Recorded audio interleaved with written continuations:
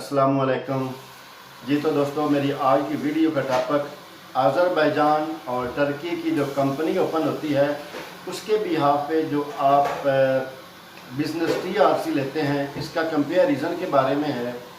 तो जैसे कि अज़रबैजान की कंपनी के ऊपर उसकी टीआरसी के ऊपर बहुत सी वीडियोज़ मैं अपलोड कर चुका हूँ और मैं डिटेल भी बता चुका हूँ, लेकिन आज थोड़ा सा मैं शॉर्टली जो है इसका इंट्रोडक्शन करवा दूँगा आप लोगों से कि अज़रबैजान में कंपनी ओपन करना बहुत ही इजी प्रोसेस है और कंपनी के बिहाफ पे आप बिज़नेस टीआरसी लेना चाहें तो वो भी बहुत ही इजी प्रोसेस है।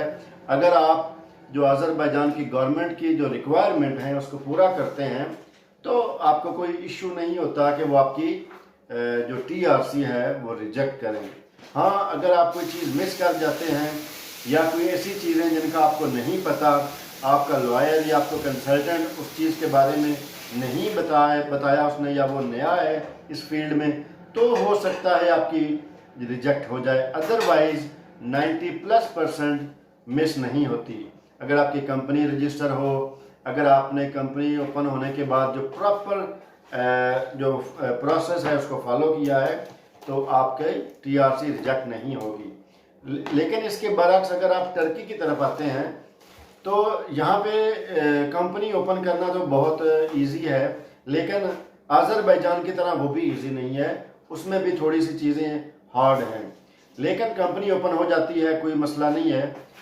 लेकिन उसके अलावा अगर कंपनी के बिहाफ पे आप सारी चीज़ें फॉलो करते हैं उसके बाद भी आपको 100% श्योर नहीं होता कि आपकी जो है बिज़नेस टीआरसी है वो आपको मिलेगी। तो बहुत ज़्यादा मेरे जो दोस्त हैं अज़रबैजान से इस्तांबुल आए हैं, उनका भी एक्सपीरियंस मैंने पूछा है कि उन्होंने कैसे अप्लाई किया, कैसे उनकी रिजेक्शन हुई। तो एक चीज़ की तो मुझे फिर समझ आ गई है कि लोग टर्की के बारे में अगर कोई मुझसे पूछे तो वो टर्की को अवॉइड कर देते हैं और अज़रबैजान को प्रेफर करते हैं। उसकी वजह ये है कि अज़रबैजान में आपकी कंपनी प्रोसेस इजी है, आपको कंपनी की टीआरसी 100% मिल जाती है और उसके भी बाद आपकी जो फैमिली है वो आपके पास इजी आप मूव कर सकते हैं। लेकिन उसके बरक्स एक चीज़ वहाँ पे जो है वो बिज़नेस की जो सक्सेस है 100% नहीं है, इवन दैट के 50% से भी उसकी जो एवरेज है वो लो है। जिसकी वजह जो मेरा एक्सपीरियंस है, जो मैंने वहाँ देखा, वो यही है कि जो आपका कंसल्टेंट है, जो आपका लॉयर है या आप खुद हैं, ये तीनों चीज़ें वो उन पे डिपेंड करता है।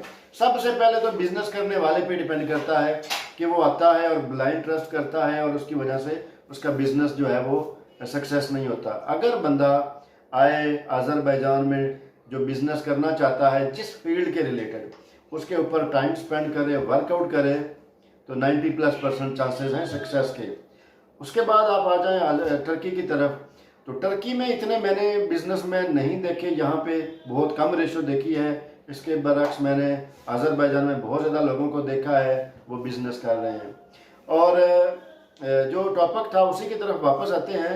ये मैं बहुत ज़्यादा हैरान हुआ हूँ कि आपने कंपनी ओपन कर ली है और दूसरी बात यह है कि यहाँ पे टैक्सेस बहुत ज़्यादा हैं। अज़रबैजान में उस किस्म के टैक्सेस नहीं हैं। उनकी जो यानी टैक्सेस की एवरेज है आपकी वो लो है। वहाँ पे ऐसा भी है कि अगर आप बिज़नेस नहीं कर रहे, आप उनको बता सकते हैं कि मैं बिज़नेस नहीं कर रहा, मेरा प्रॉफिट नहीं है, तो आपको टैक्स जो है वो सिफर आएगा। लेकिन यहाँ पे ऐसा कुछ नहीं है। यहाँ पे आपने जो एक दफ़ा शो कर दिया कि मैं ये बिज़नेस करना चाहता हूँ, तो उसके बाद फिक्स आपको आने ही आने हैं राउंड अबाउट $50 मंथली आपको आने ही आने हैं कि आपने वो देने ही देने हैं। अदरवाइज़ जो यानी आपका कोई इश्यूज़ बनेंगे, वो इश्यूज़ क्या बनेंगे उनके बारे में भी मुझे नॉलेज नहीं है। तो लेकिन यहाँ पे फिक्स हैं कि आपने बिज़नेस किया है नहीं किया, आप यानी ऑन द रिकॉर्ड बिज़नेस कर रहे हैं नहीं कर रहे हैं, तो टैक्स जो है वो आपको आना ही आना है एक किस्म का। तो वो तकरीबन राउंड अबाउट $50 के बनता है, 300-400 लीरा तकरीबन बनता है। उसके बाद ये मैं बहुत ही शॉक हुआ हूँ ये न्यूज़, ये सारी चीज़ें देख के कि ये ऐसा नहीं होना चाहिए, क्योंकि क्या कहते हैं, अगर बिज़नेस कर रहा है तो प्रॉफिटेबल है तो ठीक है, पे करे। अगर बिज़नेस नहीं कर रहा, अगर नहीं प्रॉफिट आ रहा, तो वो जाके गवर्नमेंट को बताए कि मैंने जो काम किया है उसकी जो प्रॉफिट निल है, मैं काम नहीं कर रहा, तो आपको नहीं आना चाहिए। लेकिन फिर भी यहाँ पे टैक्स आना मेरी समझ से बाहर है। ठीक है दोस्तों, ये छोटी सी इन्फॉर्मेशन सी कंपेरिजन था जो मैंने आज के आपके साथ शेयर किया। नेक्स्ट वीडियो तक के लिए अल्लाह हाफिज़।